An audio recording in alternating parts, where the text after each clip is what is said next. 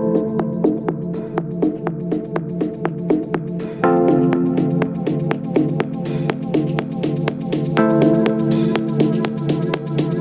and gentlemen, welcome to another episode of CoinNewsExtra interview session, a program where we invite innovators and influencers in the blockchain and crypto ecosystem to come talk about the experiences, the impacts, and the matters arising and the state of blockchain. So today we have Hans Koning. Hans Koning is the chairman and co-founder of Digibyte Foundation. Nice, it's our pleasure to have you.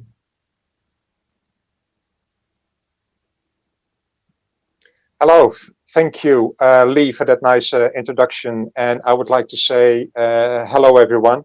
It's really great to see you, and we are actually quite looking forward in having a nice chat and a nice conversation, talk about Digibyte, talk about blockchain, talk about crypto, talk about Africa, talk about opportunities, and talk about everything that comes to the horizon.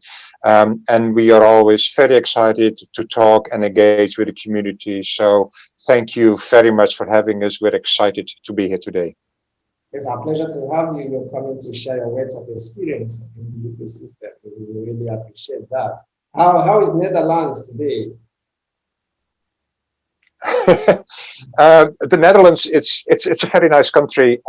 It's at the moment we just started autumn, which means that the seasons are changing. So at the moment it's wet and windy, which is always a bit of a shock to the system after summer. Most people enjoy summer and springtime, and not so much the autumn. It gets dark soon, the temperatures drop and all that. And at the moment, obviously, the whole of Europe, the whole world is confronted with the effects of Corona. And at the moment, it looks like the Netherlands is unfortunately going into a second wave. So it looks very much that we are going into limited lockdown and lots of restrictions. So we'll hope for the best, and we just need to wait how it will develop, I guess, from here on out. Yes, as long as you know what we are going through, the world is going through a very big challenge now, and we pray we overcome very soon to come to an end. So we'll be looking at impact of blockchain and crypto businesses. So you will be in the ecosystem and having a project that is amazingly making impact in the ecosystem. So we want to see your take on this particular topic. So before we go straight to that, I would like to know a bit about you and your background. Okay, thank you for that question, Lee. I have been involved in the blockchain community for about 5 years now, but prior to my involvement in blockchain, I have worked for a telephone company in America called AT&T, and I've also worked for a marketing and communications and business consultant company, which enabled me to work a lot of new project businesses and innovation. So it gave me an opportunity to be at the forefront of innovation and at the forefront of change. So for me, stepping into the startup industry and into the blockchain business and industry was actually quite a small step for me. I remember when I first got involved or being exposed to blockchain, obviously that was via the Bitcoin in the early 10 years. So I think in 2013, 14, I first got introduced to Bitcoin, and oddly enough, I was not necessarily looking at what it could do money-wise or financially. For me, it was very much an opportunity to grasp on the peer-to-peer concept. So being able to connect to people directly without the involvement of an intermediate. That to me was the big takeaway from the introduction of Bitcoin. And obviously the decentralized component and aspect of the Bitcoin was very much appealing to me. We then later on saw a lot of traction and development in the blockchain in the crypto community. Obviously in 2017, we had this big ICO craze that everyone wanted to make money on an ICO, which happened, and then it slowed down again. And what we see now is that we have a more mature and stable environment for startups in the blockchain industry with all sorts of new opportunities like DeFi, decentralized finance, for instance, which is a big thing for now. And also making money and monetizing a blockchain project is more mature. So I think we are in quite an interesting environment and quite an interesting shape at the moment. So my involvement and my introduction to the blockchain was about 5 years ago. Interesting and nice to know about how you got in and your background. So let's look at it. We are looking at Yes. we are the season of pandemic. How can startup and businesses leverage blockchain and cryptocurrency this season? That's a very interesting question and also a really good question, Lee. And there are a lot of components I want and can answer that question with. First of all, I think in every pandemic or in every crisis, that is the perfect opportunity for change. And a lot of people need to understand that if you look at history, whenever we went through change, there was always something really bad happening. If you look at the Second World War, for instance, which was catastrophic for the whole world, but it also created a new industry, a new business, a new way of thinking, and globalization. So a lot of events actually do have sort of a silver lining. And what we see now at the moment with the pandemic is that we change our society. We don't want to go out anymore. We stay indoors. We rely on technology, but also we want to make sure that what it is we see and what it is we do is reliable and is verified and is trustworthy. And that is also the big opportunity and the big advantage where blockchain and crypto comes in. The nature of blockchain is that it can be verified, it is transparent, and it is reliable. So connecting the opportunity given us via the pandemic with the need for reliability and trustworthiness is, in my view, a big opportunity for blockchain and the crypto industry. So the crisis we can actually use for change. And when it comes to change, if I may add, I do think that our whole world is actually looking for change. If you look at the financial system, for instance, all we seem to be doing is pump more money into the economy, and we just print more money and trillions of dollars, euros, zlotys, rubles, yen, everything is being pumped into the economy, and we're not even quite sure if it's actually helpful. Society, people are more and more confronting with each other. People don't trust each other anymore. Democracy is a bit of the end of its life cycle. So there is a big need for one big change, a reset almost. And in my view, blockchain and crypto can, will, and should play a very important role in that. And in my view, blockchain and crypto will be a catalyst. So they will propel us into that new future. Interesting. We are in a situation looking at how things are.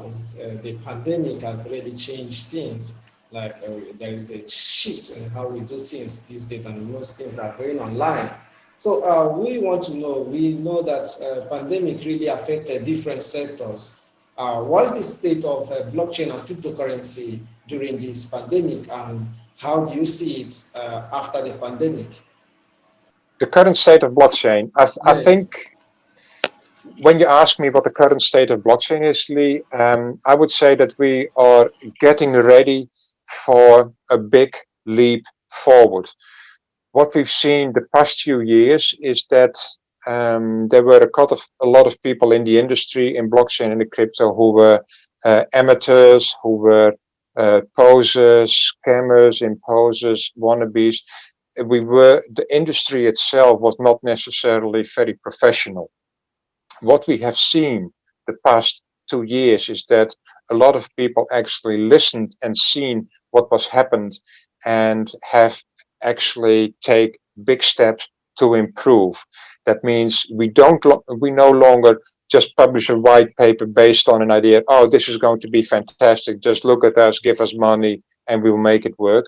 No, you need to have a solid plan. You need to have foundations in place before you can actually raise funds. No one is going to jump into an ICO anymore just like that. So the industry itself matured, professionalized, and that's really good. Also, the technology is now further and better understood what it can really do. And an important part of that is also that we look at the governance aspect of the blockchain. And governance is sort of my background, and it more or less looks at how do you organize, how do you structure, and how do you make sure that the blockchain and the people in the blockchain are accountable. Accountability is a very important component of governance and a very important component of what the blockchain is. If you, on one hand, say that blockchain and crypto has to be transparent, it has to be reliable, it also needs to make sure that the people within are trustworthy and reliable. So we've also understood now the importance of governance, not simply rely on the technology alone, but there's more to it. So in short, for me, the state of the industry of blockchain and crypto is that it has become more mature, more reliable, and also more looking forward. Not necessarily on what can I do now, but more what can I do in the future and how can I do that sustainable. So that for me is a very big change we've seen and a positive change we have seen in the development of crypto and blockchain the past few years. Interesting. Nice to hear that. We're talking about, you mentioned earlier on the transition of businesses at this stage. So what we know that businesses are, they are interested in shifting into the blockchain ecosystem, but there is this lack of education and understanding about the ecosystem. So how are possible ways to educate businesses and startups on how to leverage blockchain and crypto? That's a very nice question and a very important question. I think that's the most important question you could ask, Lee. I'm very glad you did. For me, the most important component of that is community involvement. And if if I look at Digibyte, for instance, we have a community of almost 1 million people all over the world, and everyone in the community comes from different countries. Also, a lot of people from Nigeria actually come from all corners of the world, from all walks of life, from all different kinds of interest level, from all kinds of different education level, from all kinds of different social levels, and from all kinds of different professional levels. But the community component is crucial to understand what blockchain is and how we can actually, as a community, as a whole, can develop and nurture this opportunity and turn it into something we all want and we can all use. So the involvement of the community is actually really, really important. And I think businesses as well as individuals should always look out to the community. Secondly, I think it's very important that you read and research. There is so much information available on the internet at the moment regarding all sorts of projects, but also articles which are very verified and validated about, what is blockchain technology, what is crypto technology, how can it help, how can it change my life, what kind of impact can it have, what can it do for us, how can we use it. So there's a lot of stuff you can do yourself simply by, taking the mouse, a few clicks, and read and research.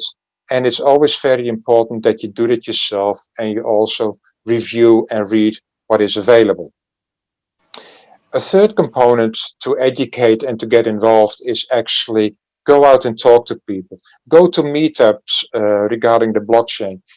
Meet other people, educate yourself, and see what it's all about. And if I just a few weeks ago, one of our community members, James Enagite, um, he actually held a uh, he actually held a big It's not clear. rally. The No, background is because of blocking the it. background. Yes, the Digibyte Awareness Nigeria tour was actually held in Lagos 2 weeks ago in the Chamber of Commerce. And about 50 people from Nigeria actually spoke about Digibyte, spoke about blockchain, spoke about crypto, and spoke about how they could interact and how they could get involved in the community. So even in Nigeria, in a lot of countries all around the world, there are meetups. Go talk to people, make new friends, and discuss what crypto is. And fourthly, I think it's very important that you take away that mental barrier. Don't think in what possibly can go wrong, but try to think in possibilities, try to think in opportunities, and try to open your mind to a lot of ways. And I know that sounds really simple when it comes to education and awareness, but we all need to take a certain barrier. I remember the first time I was actually doing a transaction in cryptos. The first time I've done that, I was nervous. I wasn't quite sure. Yeah, I was still this little bit of doubt. But you need sometimes need to take that little leap of faith in order to get somewhere. So have an open mind. Be be open-minded towards what it can do for you, and you need in that sense you need to ask yourself the question, well, what if I don't?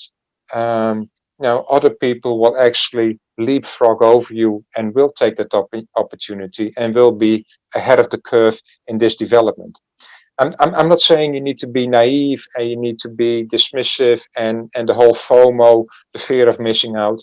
No, do your research, talk to people, get involved, make an informed decision, but keep an open mind. That to me is crucial when it comes to education and when it comes to awareness. And again, thank you, Lee, for asking this question. But I really think that is actually the most important question you can ask when it comes to blockchain and crypto awareness and education. So good question. Thank you for that.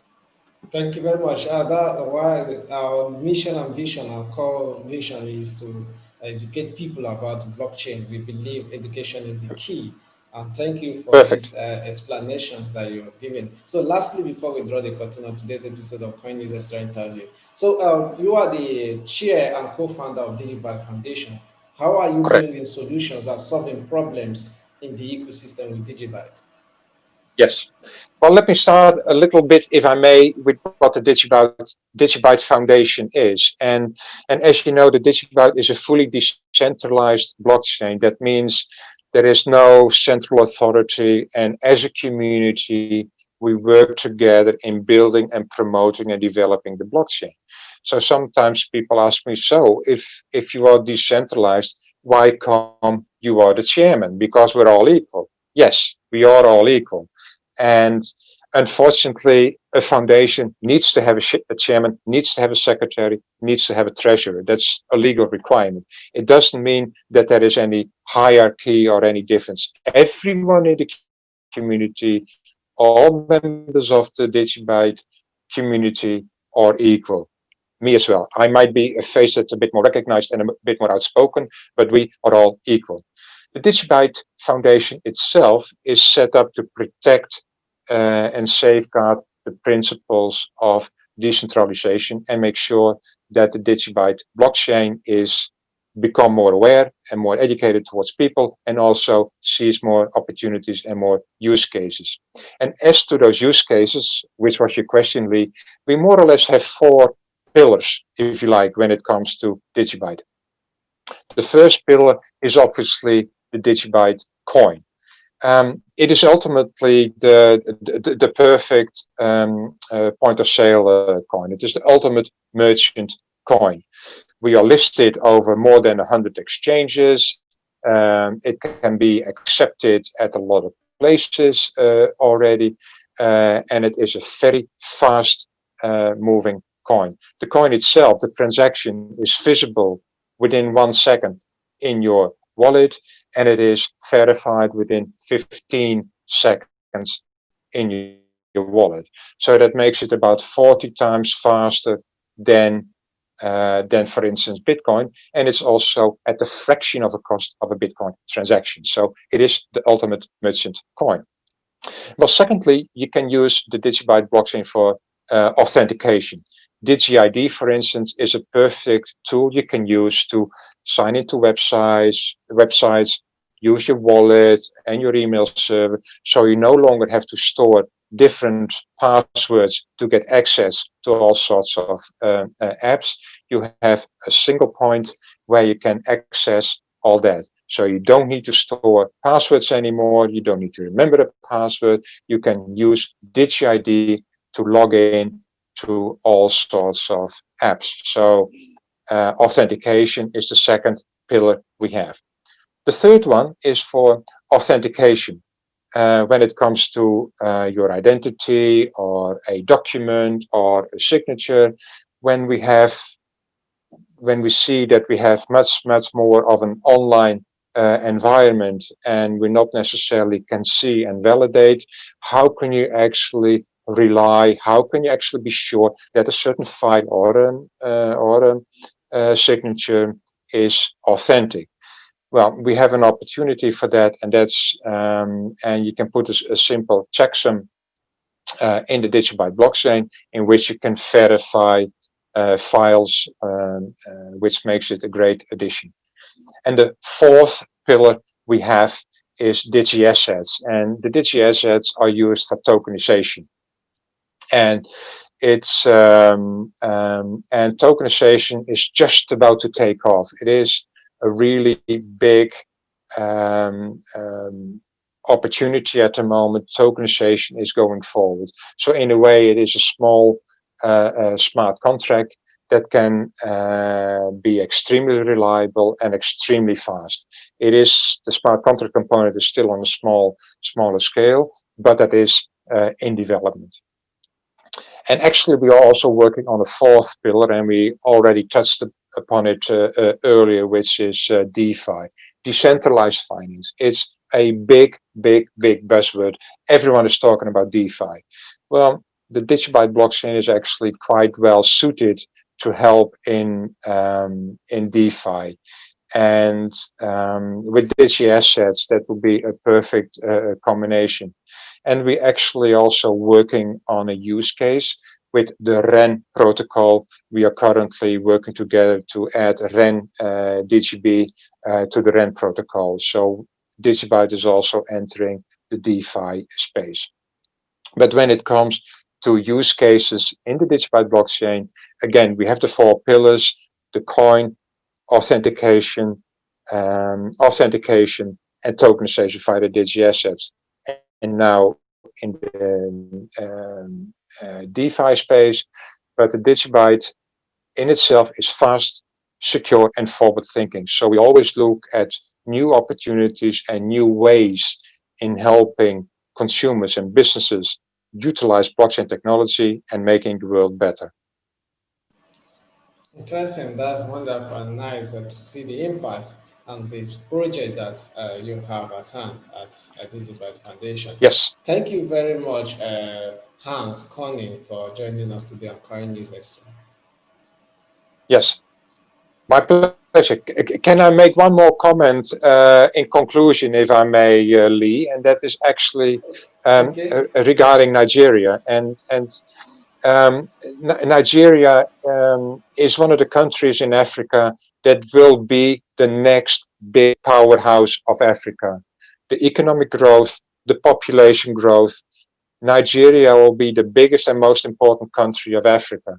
And that to me makes it also very interesting to talk to you in Nigeria about blockchain and crypto, because if we see this whole opportunity, what blockchain and crypto can do, and also how the society and the economy in Nigeria is changing from agriculture and oil more towards manufacturing and services. There is such a big opportunity within Nigeria for blockchain and crypto, and especially with the demographic and the economic needs within your country. I see a lot of opportunity for you all to use and facilitate the blockchain and the crypto. And it is therefore so nice that I'm given the opportunities to speak to you all in Nigeria about blockchain and cryptocurrency. And I just hope that, as I said, what you do, go to communities, research, read, talk to other people, and just try, get your feet wet, experience what blockchain is, experience what cryptocurrency is. You will not be disappointed. And especially if you look at a country like Nigeria that has a lot of economic opportunities available, it's 10 years from now, you would say, I wish I had listened to Hans that day. Trust me, you will. Thank you very much. It's a pleasure to have you come sharing your experience and your wealth of knowledge with us over here in Nigeria. We really appreciate it. And I believe all of us, Nigerians, are enthusiastic about blockchain, just that they need proper education. That's what we are doing here at CoinNewsExtra to educate them more. Thank you very much for being a part of it. It was absolutely my pleasure, and I hope to talk to you all again soon. Bye.